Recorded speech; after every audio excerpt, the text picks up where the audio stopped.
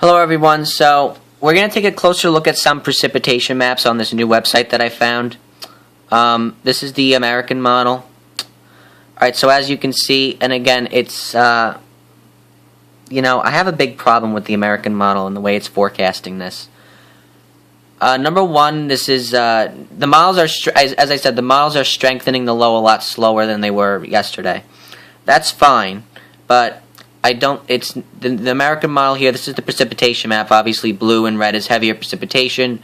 Green is lighter precipitation. The American model is not picking up on the upper level low that should be to the left here. Okay? That's a big difference. Now, as you can see here, the European is picking up on it. Is the American model picking up on it? No. There's only one low pressure there. So that's the European. And the American keeps the heavier precipitation way further to the east. Alright, so that's the American model's representation. If we go to the next run here, you can see that then it starts to strengthen the storm, and it's really far to the east. But you can see it doesn't even bring heavy snow into the coast of Massachusetts. I just don't agree with that. Even the Canadian model at this point is doing the same thing that the American model is doing. So I don't agree with them at all. Whoops, hold on. Alright, so let's come to the European. And now that I have access to these websites here, it's greatly improving the accuracy of my forecasts. I'll tell you that, because now I can look at the European closer than I could before. But, here we go. Alright, so do you notice here, again, first of all, 953. That is really strong. How is there such a big difference in the modeling? The GFS did not have this at 953. The GFS had this in the 970s, if that. Like, that is just ridiculously strong. And also notice you have another circle back here. What is that? That's the upper level low. The European picks it up. The GFS does not. So you know what I'm saying here? There's differences in strength. There's differences in which models are picking this up. So that's why this forecast is so complicated. And you can see the European brings in some heavier snows onto Long Island. Let's just go back one model run here. I think this would be it. You see that? It's picking up on more snow coming into the island there than the GFS is. Alright, so that's why it's the Europeans predicting heavier snowfall amounts than the other models. So let's look at that. So this website is cool because now I can look at total accumulated snowfall. Total accumulated snowfall from the European model. And all the models, basically. So let's go over here. Alright, so this is through, I believe, Wednesday evening. So this is your snowfall map. This is from the European. So if you take a look here, your lighter blue starts at like 2 inches and goes up to 6. So you have 1 to 3 back in here across sections of New York City, Queens, Kings counties, and Nassau.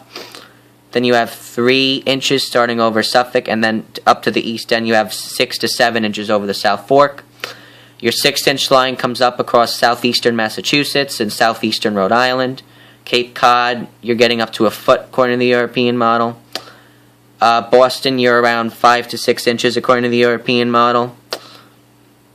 And then the eastern coast of Maine here, you get up to 10 inches, up to a foot maybe over here. And then 6 inches extending back in along here. Across Bangor, the 6-inch line goes right through Bangor pretty much, I believe, if I'm correct. And then, again, spreading westward, your snow amounts are less. Now, notice how you have like a little break in heavier snow amounts here, and then heavier snow amounts back in here. You have like 1 to 3 here, and then 2 to 4 or 2 to 3 back in there. And the reason for that is because as the other trough comes across, there's going to be additional snow accumulation because there's going to be more snow coming in along with that, like not only from the main storm. The main storm is going to be out to sea, but there's going to be some more snow coming in across with the upper level low that's going to be moving through. So that's the other thing. That's why there's a little bit more snow back in here, and it looks like there's a little bit of a break within here. So that's what the European is showing. So let's take a look at the American model.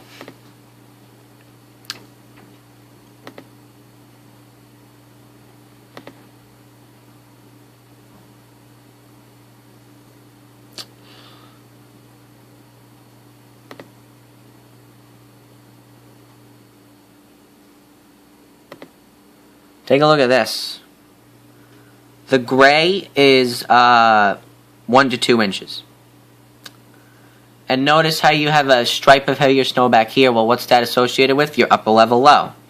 But as soon as the upper level low combines, your precipitation is going to be shifted east. So it looks like it does pick up on the upper level low a little bit, but I still think it would have bigger repercussions over Long Island and New York City. So the American model doesn't even bring heavy snow into eastern coastal sections here. Like, no. I think the American model is making a huge error. I really do. I really don't think it's picking up on this the right way. The Canadian model shows the exact same thing. Like I said, the Canadian model was a lot further west yesterday, had the low closing off earlier, and now not happening. So I'm going to favor the European model, okay, for now. This could change, but I'm going to favor this European model solution when I'm making the snowfall map. Alright, so here it is. This is the main snowfall map. Again, this orange is 1 to 3 extending all the way back west because as your other trough comes through, you have that other area of low pressure coming through. That's going to come down and spread eastward. You're going to have some snow associated with that as it comes through. And then coming up the coast, you have your main storm. You have the upper level low on the left side, your main low a little bit further east. But I think as your western trough comes across here, you might get a stripe of 3 to 6 over the mountains in West Virginia and northwestern Virginia. And then you might get a stripe of 2 to 4, maybe across Washington, D.C., extending upward into northern Maryland and western Virginia there. You might get a stripe of 2 to 4, because I think that upper level low is going to intensify a little bit as it heads towards the coast, which is typically what happens with storms. But a general 1 to 3 in this area, extending across central New York, 1 to 3. 1 to 3 New Hampshire and Vermont, except along the eastern coast of New Hampshire you have 3 to 6. And then central Maine, 1 to 3. Now, New York City, I think you're 1 to 3. Hold on, this is not focusing. Hold on. No, it's not going to. But your New York City, 1 to 3. All of New Jersey, 1 to 3. You might get a stripe of 2 to 4 again from that upper level low in certain locations. So you got to watch out for that. And from the trough coming from the west. The 3 to 6, I'm going to cut across central Long Island. And then Cape Cod, I have you in 6 to 12. I think it's more like 6 to 8 with isolated amounts of up to 10 inches. I think you could definitely see up to 10 inches in some locations along Cape Cod there. Boston, I think you could see up to 6. Definitely. Anywhere from 4 to 6, I would say. Going up eastward into the coast of Maine, you could see 6 to 10 along the northeastern coast of Maine, I would say. Eastern Long Island, you might be able to get up to 7 or 8, but I don't really think I'm leaning towards more like 5 to 6 for you. All right, so this is my preliminary snowfall map. Again, this is more sided with the European model. The American model and the Canadian model say that none of this is going to happen. That there's not even going to be 2 inches across Cape Cod. I don't agree with that. I think the Canadian and the American models are completely underestimating the strength of the storm, and I don't think they're handling the upper level low correctly. I feel like I've said that about 10 times now. I'm sorry, guys. But this is my snowfall map for now. We're still 2 days out, and the thing with these storms is they are notorious. These types of storms are notorious for shifting like the day before or 2 days before. So I wouldn't be surprised if there's a major shift in the track of this low anytime in the next 24 to 36 hours, in the next few model runs. I really think that there's a possibility that either it shifts completely to the east or maybe even to the west a little bit. I have no idea what's going to happen, but based on what we're looking at right now, This is the snowfall map I'm going to go with, and if the current trend to bring it further east continues, these are going to go down. So, personally, I'd rather overestimate at first and then bring it down as we get closer than underestimate and then we get a big snowstorm. So this is like an overestimation right now of what could happen based on the European model. Okay, now here's your snowfall map for Long Island and New York City specifically.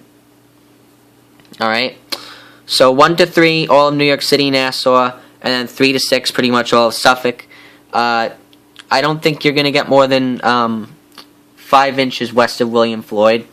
I think you might be able to see anywhere from 3 to 4 and up, maybe up to 5 west of William Floyd, but probably no more than that. And then I think you're more like 4 to 6 William Floyd and east.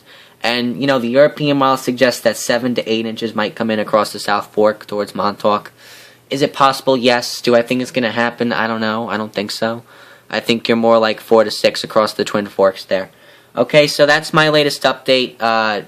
You know, we'll continue watching this. I'm doing, you know, I've been trying to forecast the storm for the last 7 days, and it's quite draining. So I think this is going to be the last storm that I do these videos for. You know, because I got to start focusing on schoolwork, and AP exams are coming up, and all that stuff. You know, forecasting is a really hard job, and, you know, I'm glad I got the experience for the last month, but I think after this storm we're going to have to, you know, put it to rest for a while. And then we'll wait till thunderstorm season ramps up, and then we'll start doing it again after APs are over, and all that stuff. But I honestly think this is the last winter storm threat anyway, so I think it's a good location to say, alright, that's enough, we're going to throw in the towel for a couple of months. Alright, so that's it, just giving you a little bit of a heads up that this is probably the last storm I'm going to be doing this for. Unless, you know, we get a really big threat, and for some reason we get a blizzard in the first week of April, which I highly doubt. If that were to happen, I would do this again, but it doesn't look that way. It looks like this is the last threat. Alright guys, thank you for watching. We'll have another update tomorrow. Alright, so this is not final. This is probably going to change over the next couple of days. We could get more snow or less. We'll have to see.